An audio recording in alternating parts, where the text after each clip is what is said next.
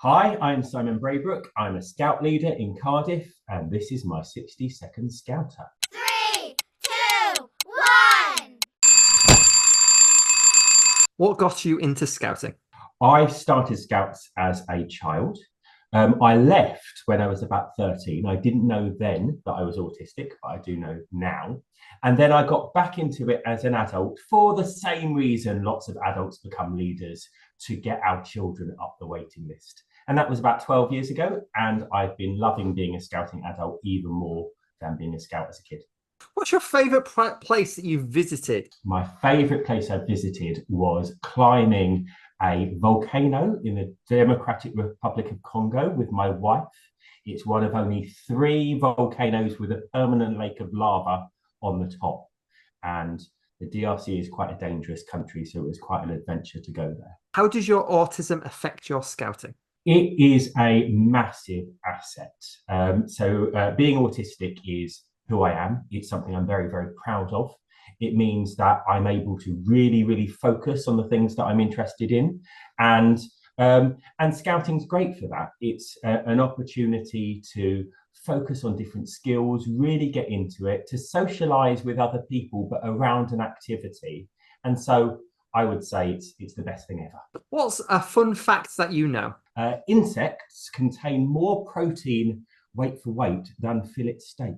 What is the best knot that you know? Well, to be honest, there's 2 that come very, very close. Is a monkey's fist knot, which is the one that makes a ball to go on the end of the rope. Very useful for things like making a float. So if you drop your keys in water, you have a polystyrene ball inside that floats up, and a classic Turk's head knot. But if I'm going to choose between those 2, it's got to be the woggle knot. A Turk's head knot. That's my favourite. What is the best adventure you've been in with scouting?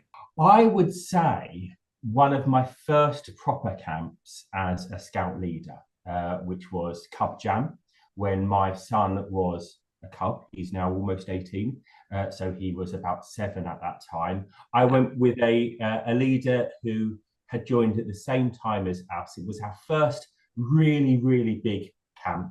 We weren't very prepared. I even had to order Domino's pizza to come to the site one night because I didn't know how to feed them properly. But it was a massive adventure, and we've got so many stories from that camp. How do you look after your mental health? Oh, that's a really good question. I've really struggled with my mental health, and have had lots of help with it from doctors and things like that. I would say there are 2 things, not only that I think are the best, but are scientifically the best things for your mental health.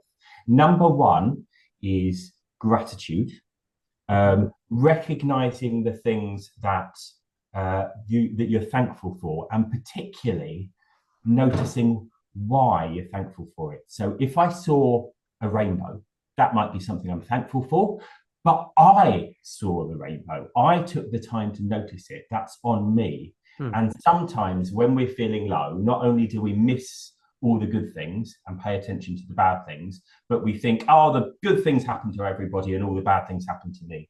No, that's true. The second thing is giving to other people. I do believe that scouting has saved my life with terms of my mental health. The fact that I was doing things for other people made me feel useful. It gave me a sense of purpose. And one of the interesting things about that is your brain, the same part of your brain lights up when you are doing something for something else as it does in the person who's receiving it. So it literally, scientifically, is as good to give as to receive. What's the best skill you've learned in scouting? I think the best skill I've learned as a scout leader is the ability to fail at something and get better. And that's the thing. There's been lots of times where I've done an activity and it hasn't worked, and I've shown the kids it's all right to mess it up because we learn from it and we get up and we do it again, and that's fine. What's your favourite campfire song? My favourite campfire song is one I learnt as a kid. It's called McTavish is Dead. And finally, one way to describe scouting? Yeah, I'd say the biggest thing in one word would be adventure.